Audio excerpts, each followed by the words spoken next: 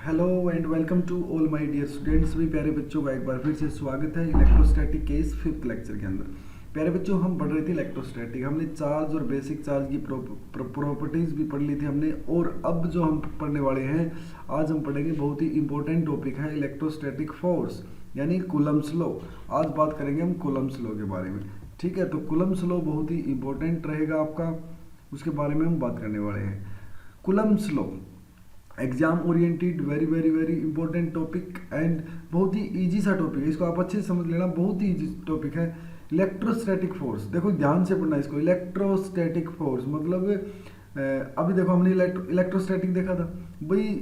ये फोर्स क्या होगा, दो स्टेशनरी चार्ज के बीच में रहेगा। ये फोर्स क्या रहेगा, जो अगर चार्जेस आपके रेस्ट पे, उसको हम क्या बोलते थे, इलेक्ट्रोस्टैटिक। ठीक है, और फोर्स मतलब वो स्टेशनरी चार्जेस के बीच में जो फोर्स लगेगा वो क्या होगा, आपका इलेक्ट्रोस्टैटिक फोर्स होगा। इसको अच्छे से डिटेल में पढ़ेंगे, कूलम्ब्स लॉ बताएगा। अभी बताओ, ये तो इलेक्ट्रोस्टैटिक फोर्स हो गया। फोर्स कौन से होते हैं, आप कहोगे sir contact forces, non contact forces.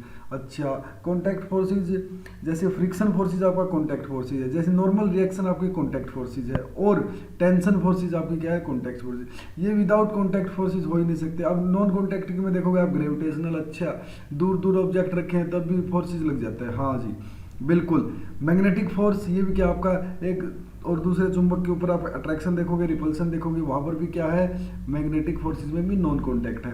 इसी तरह आपका इलेक्ट्रोस्टैटिक भी क्या है कि नॉन कॉन्टैक्ट फोर्सेज है। क्या है, इलेक्ट्रोस्टैटिक भी। अब देखो यहाँ पर पॉजिटिव और नेगेटिव चार्ज है, इनके बीच में क्या होगा, अट्रैक्शन होगा। प्रॉपर्टीज में हमने देखा था क्या, unlike charge attract each other, like charge repel each other, unlike. देखो यहाँ पर ये क्या होगा, अट्रैक्शन होगा। अब एक बात बताइएगा, यहाँ पर जो अट्रैक्शन हुआ ना, जो इलेक्ट्रोस्टैटिक फोर्स में, देखो उसमें क्या है कि भाई, जैसे आपने इलेक्ट्रोस्टैटिक फोर्स में ये क्या कर दिया, अट्रैक्शन किया। किसी भी दो चार्जेस के बीच में अट्रैक्शन होता है, तो जो अपने जो साइंटिस्ट थे, जो फिजिक्स, ये इसने बताया था। कौन थे ये, चार्ल्स अगस्टिन दे कोलम्ब, इन्हीं के नाम से इसको लॉ को रखा गया है, कोलम्ब्स लॉ। ठीक है, इन्हें कहा था कि ये नॉन कॉन्टैक्ट फोर्सेज है।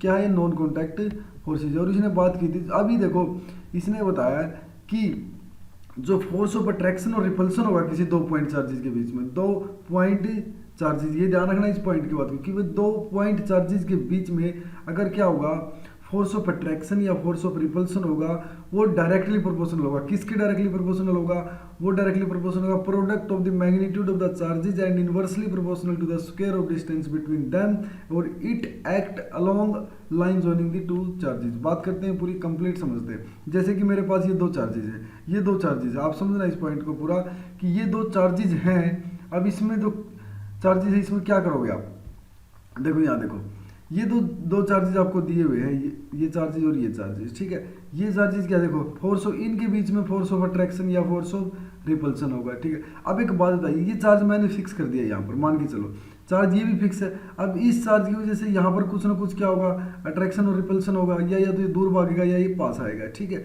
या तो ये पास आएगा या दूर भागेगा। ठीक है, लेकिन अगर मैं इसी चार्ज पे देखूँ, इसको मैं पकड़ के बैठ जाता हूँ, तो ये क्या करेगा, या तो ये पास आएगा या दूर भागेगा।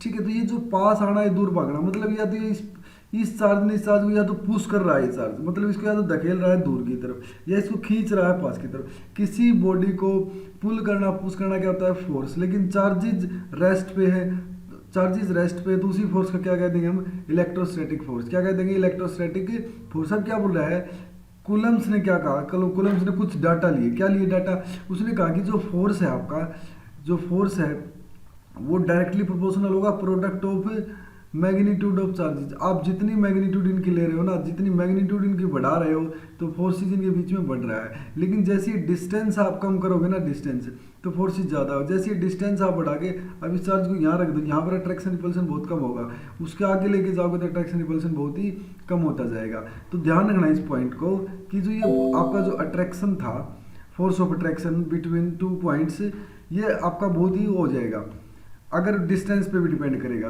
तो इसमें समझना कि जो फोर्स है वो डायरेक्टली प्रोपोर्शनल है क्या वन एंड क्या टू, इनवर्सली प्रोपोर्शनल है किसके, square of distance between them, square of distance between them. In datas को क्लियर कर लिया। अब देखो जो हमारे पास कांस्टेंट को हटाने के लिए हमने के लगाया, तो ये जो आपका जो के की वैल्यू है 1/4 एप्सिलॉन नॉट। इस पॉइंट को दोबारा से समझना कि Q1 Q2 दो चार्ज लिए थे, उनके बीच में r डिस्टेंस थी, दोनों को बढ़ा रहे हो आप, दोनों की वैल्यू को बढ़ा रहे हो ना, दोनों की वैल्यू को, तो आपका फोर्स बढ़ रहा है। अगर डिस्टेंस को बढ़ा रहे हो तो फोर्स कम हो रहा है, मतलब इनवर्सली प्रोपोर्शनल है, ठीक है। और इनको कंबाइन कर दिया तो यहाँ पर डायरेक्टली प्रोपोर्शनल का साइन था, ये के हमने कांस्टेंट ऑफ प्रोपोर्शनलिटी ले लिया और इसकी जो वैल्यू है 1/4 एप्सिलॉन नॉट। इसमें बात करते हैं कि भाई जो 1/4 एप्सिलॉन नॉट है, इसमें समझते हैं। देखो अब क्या होगा, जो मेरा फोर्स की वैल्यू क्या होगी 1/4 epsilon not Q1 Q2 upon r square. अच्छा, Q1 Q2 upon r square. अब इस पॉइंट को देखना,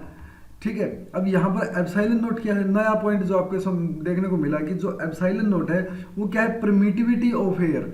अब देखो यहाँ से इस वर्ड को देखा देखा लग रहा है कि परमिटिविटी मतलब परमिशंस, ठीक है, एयर में परमिशन चलने की, एयर में चलने की परमिशन। अच्छा, तो मतलब एयर का कुछ रेजिस्टेंस वगैरह होगा ना, तो वहाँ पर हर बार ये काउंटर करेगा, हर बार आपके फोर्स को काउंटर करेगा, उसके लिए आपकी ये परमिटिविटी है, ये वैल्यू फिक्स होगी।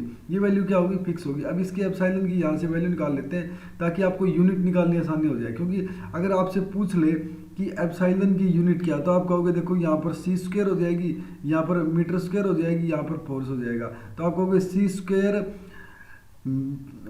स्क्वायर पर newton metre square, c square पर न्यूटन मीटर स्क्वायर, ये आपकी क्या हो जाएगी, यूनिट हो जाएगी, ठीक है। देखो यहाँ से ये बहुत ही इंपॉर्टेंट है, c स्क्वायर पर न्यूटन मीटर स्क्वायर यूनिट हो जाएगी एप्सिलॉन नॉट की। और इसकी वैल्यू देखो 8.85 ×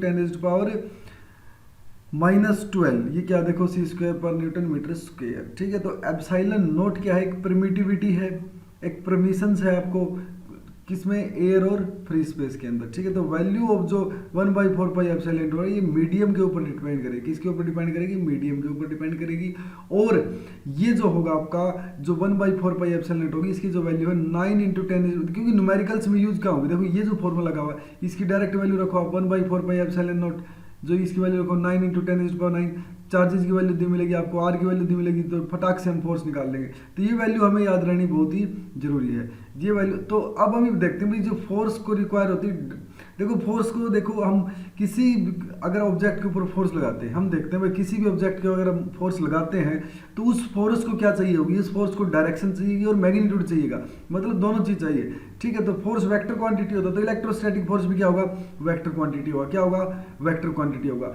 तो मुझे कन्फर्म है कि तो यहाँ पर मुझे कूलम्ब्स लॉ को भी वेक्टर फॉर्म में करना पड़ेगा, कूलम्ब्स लॉ को भी मुझे क्या किस में करना पड़ेगा, वेक्टर, कूलम्ब्स लॉ को भी मुझे किस में कन्वर्ट करना पड़ेगा, मतलब इसको भी मैं देखना पड़ेगा कि जो ये फोर्स है ये वेक्टर फॉर्म में कैसा दिखेगा, क्योंकि इसकी डायरेक्शन होगी, सीधी सी बात है, फोर्स की क्या होती है, डायरेक्शन होती है। तो ध्यान रखना इस पॉइंट को कि जो कूलम्ब्स लॉ है, कूलम्ब्स लॉ, अब इसको वेक्टर फॉर्म में देखेंगे नेक्स्ट लेक्चर के अंदर। तब तक के लिए मैं एक बार फिर आपका रिवाइज करवा देता हूँ कि कूलम्ब्स लॉ है क्या, अच्छे से एक बार देखते हैं इसको कि भाई कूलम्ब्स लॉ। देखो प्यारे बच्चे यहाँ से देखना कि जो आपका जो कूलम्ब्स लॉ है, कूलम्ब्स लॉ कुछ नहीं है, बस दो चार्जेस ले लिया आपने, और ये दो चार्जेस क्या होने चाहिए, हमेशा पॉइंट चार्ज होने चाहिए। क्या होने चाहिए, ये ध्यान रखना इसका, ये पॉइंट चार्ज होने चाहिए भाई, ये पॉइंट चार्ज। और पॉइंट चार्ज मैंने बताया आपको डिस्टेंस के कंपैरिजन में जो ये Q है ना, Q1 या Q2 जो भी वेरी वेरी वेरी लेस होना चाहिए किससे, R से, उसको पॉइंट चार्ज बोलते हैं। आप R से very very very very less होना चाहिए भाई, उसको पॉइंट चार्ज बोलते हैं। तो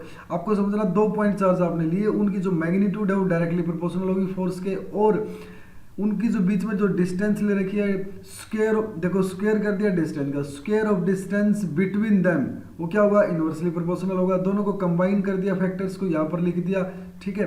अब यहाँ पर जो के था ये कांस्टेंट ऑफ प्रोपोर्शनलिटी, इसको लिख सकते हो आप कांस्टेंट ऑफ प्रोपोर्शनलिटी, ठीक है। यहाँ पर ये पॉइंट आया। अब आपको देखना है कि ये के है ना, तो इसकी वैल्यू क्या होगी, 1/4 एप्सिलॉन नॉट। अच्छा, ये वैल्यू 1/4 एप्सिलॉन नॉट, ठीक है। अब इसको समझना पॉइंट को, ठीक है। तो मैंने देखा कि भाई ये तो ठीक है, तो एप्सिलॉन नॉट क्या था मेरे पास, एप्सिलॉन नॉट। देखो यहाँ पर जो फोर्स की अब एग्जैक्ट वैल्यू आपके सामने ये निकल के आई कि जो फोर्स है आपका 1/4 एप्सिलॉन नॉट, क्या उनके ये मैग्नीट्यूड है, ध्यान रखना ये फोर्स की क्या है, मैग्नीट्यूड है। और एप्सिलॉन नॉट एक परमिटिविटी कांस्टेंट है। ये किसमें, देखो ये इस पॉइंट को ध्यान रखना, ये एयर और फ्री स्पेस के अंदर है, एयर और फ्री स्पेस के अंदर। अगर मीडियम की बात करूंगा तो मीडियम में हम लेंगे इसको एप्सिलॉन, क्या लेंगे, एप्सिलॉन। तो इज परमिटिविटी ऑफ मतलब मीडियम। अब मैं मीडियम की बात करता हूँ, ठीक है। तो यहाँ जो होगा आपका मीडियम के अंदर होगा, मीडियम के अंदर आप वैल्यू हमेशा क्या लोगे, एप्सिलॉन। क्या लोगे आप, एप्सिलॉन। तो इसको ध्यान रखना, इस पॉइंट को, एप्सिलॉन होगी मीडियम के अंदर, ठीक है। और रिलेटिव अभी बात भी करेंगे आगे, रिलेटिव परमिटिविटी की भी बात करेंगे आगे, ठीक है। तो एप्सिलॉन नॉट की यहाँ से देखो आपने यूनिट निकालने के लिए ये वैल्यू रख दी यहाँ पर। देखो ये फोर्स की न्यूटन होती है, चार्ज की Q1 Q2 Qc स्क्वायर हो जाएगी, मीटर स्क्वायर हो जाएगी।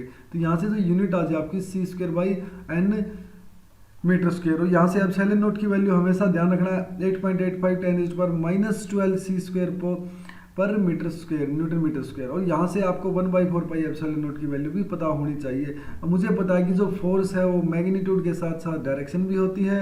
अगर फोर्स की डायरेक्शन होती है तो हमने फोर्स की मैग्नीट्यूड निकाली, अभी तक तो हमने क्या निकाली, मैग्नीट्यूड निकाली, लेकिन तो फोर्स तो वेक्टर क्वांटिटी है। तो इसके लिए मुझे क्या चाहिएगा, वेक्टर फॉर्म भी चाहिए कि कूलम्ब्स लॉ की। तो इलेक्ट्रोस्टैटिक फोर्स की आज मैग्नीट्यूड निकाली है, कल इसकी देखते हैं भाई वेक्टर फॉर्म कैसे निकालते हैं, ठीक है। तब तक के लिए बहुत बहुत धन्यवाद प्यारे बच्चों। आपने चैनल को सब्सक्राइब करना है, अच्छे से नोट्स बनाने हैं। अगर कहीं भी कोई दिक्कत है तो मुझे आप कमेंट कर सकते हैं। बहुत बहुत धन्यवाद।